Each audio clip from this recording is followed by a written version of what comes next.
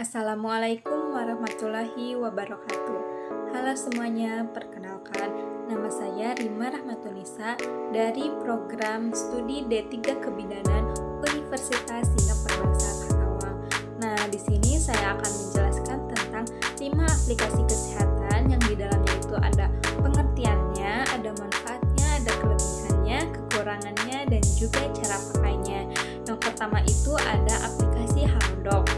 Nah, aplikasi Halodoc itu yaitu platform telemedicine yang menghubungkan pasien dengan dokter, apotek, dan laboratorium. Aplikasi ini dapat digunakan untuk konsultasi medis, pemberian obat, dan pemeriksaan lab.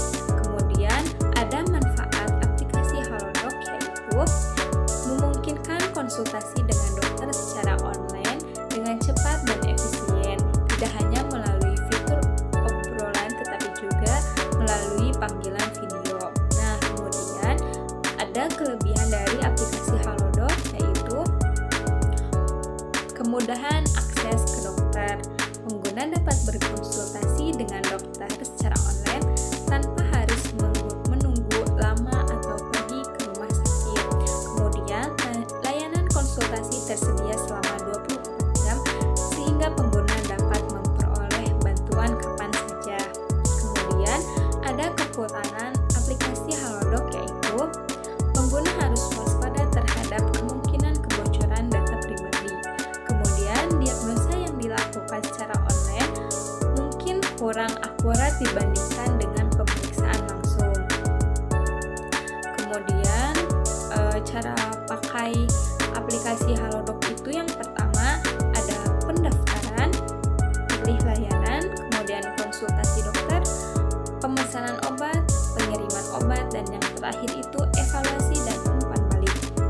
Nah, aplikasi yang kedua yaitu Satu Sehat. Pengertian Satu Sehat yaitu aplikasi kesehatan masyarakat dengan berbagai fitur dan layanan kesehatan yang datanya bersumber dan terintegrasi dengan Satu Sehat platform.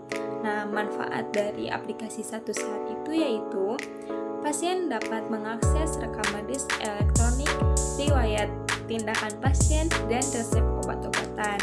Nah, kemudian ada kelebihan dari aplikasi Satu Sehat yaitu memungkinkan masyarakat untuk mengakses layanan kesehatan dengan mudah dan cepat. Aplikasi Satu Sehat juga memungkinkan masyarakat untuk berkonsultasi dengan dokter secara online. Kemudian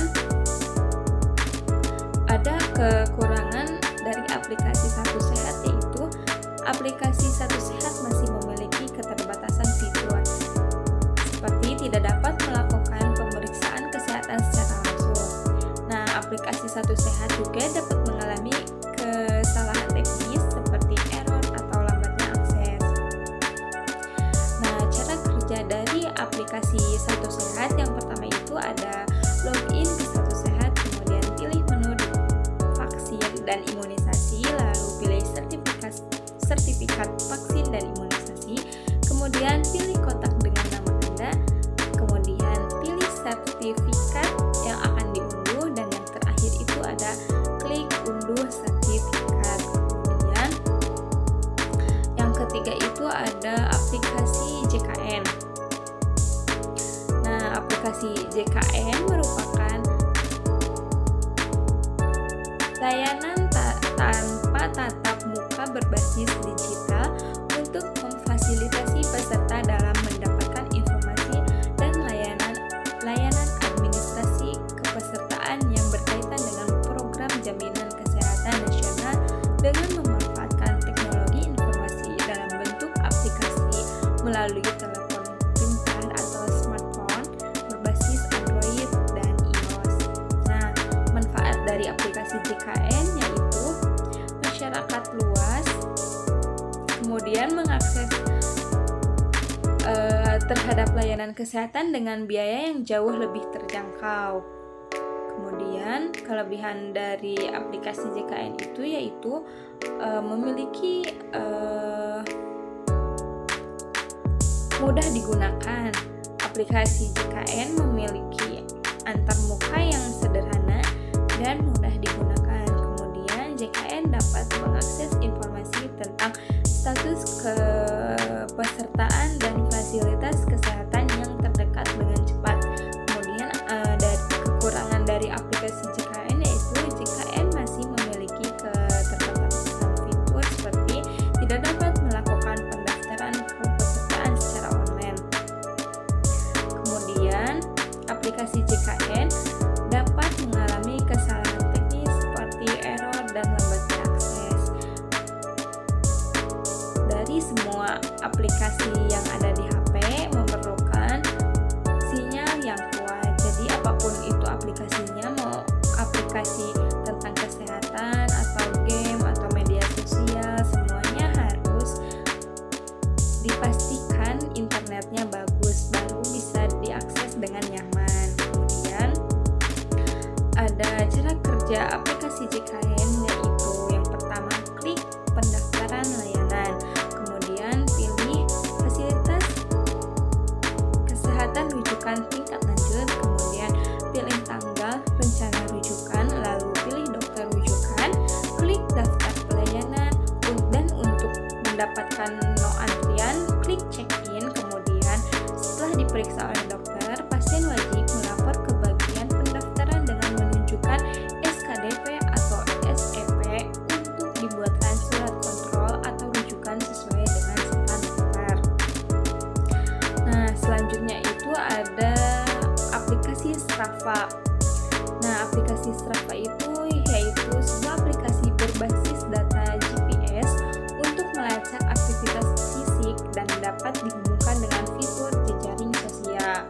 Nah, fungsi dari aplikasi Strava itu yaitu melacak hasil olahraga. Selain lari, aplikasi ini juga dapat digunakan untuk merekam hasil kegiatan fisik lain seperti bersepeda, jalan, hiking, dan bahkan berenang. Kemudian ada kelebihan dari aplikasi Strava yaitu pelacakan aktivitas yang akurat. Kemudian Strava memiliki komunitas yang besar dan aktif sehingga pengguna dapat berbagi hasil dan berkompetisi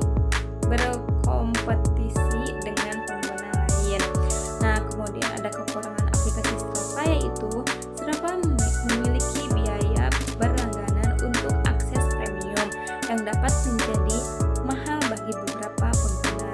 Kemudian versi gratis Strava memiliki keterbatasan fitur sehingga pengguna harus berlangganan untuk mendapatkan akses penuh.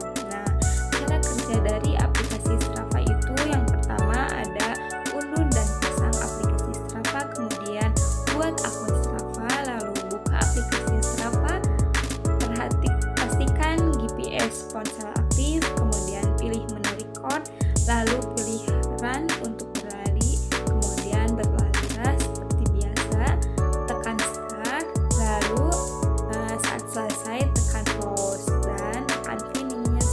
Nah, yang terakhir itu ada aplikasi Flow.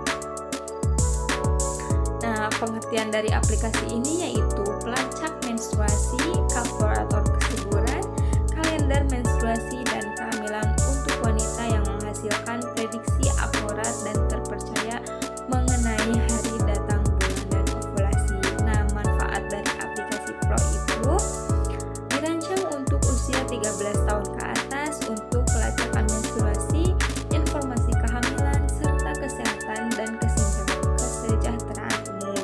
Nah, kelebihan dari aplikasi Flow itu yaitu pelacakan siklus menstruasi yang akurat. Kemudian, Flow dapat mengirimkan pengingat tentang menstruasi dan ovulasi sehingga pengguna dapat mempersiapkan diri. Nah, ada kekurangan aplikasi Flow yaitu Flow harus memastikan keamanan data pengguna untuk menghindari kebocoran data. Kemudian, Flow sangat bergantung pada pengguna untuk memasukkan data yang akurat, sehingga jika pengguna tidak memasukkan data yang akurat, maka hasilnya juga tidak akan akurat. Nah, kemudian cara kerja dari aplikasi Flow yaitu ketuk tombol lock period, kemudian pilih hari mulanya menstruasi terakhir, kemudian tambahkan gejala yang berlaku, aktivitas seksual dan fisik, suasana hati, pola makan, dan informasi tentang kebutuhan. Kemudian, untuk melihat data bulanan dan tahunan, navigasikan ke kalender. Nah, yang terakhir, untuk menyempurnakan flow, tambahkan periode menstruasi selama 12 bulan terakhir atau setidaknya 3 siklus terakhir. Nah, segitu saja penjelasan dari saya, semoga bermanfaat. Kurang lebihnya mohon maaf. Wabillahi taufiq wal hidayah.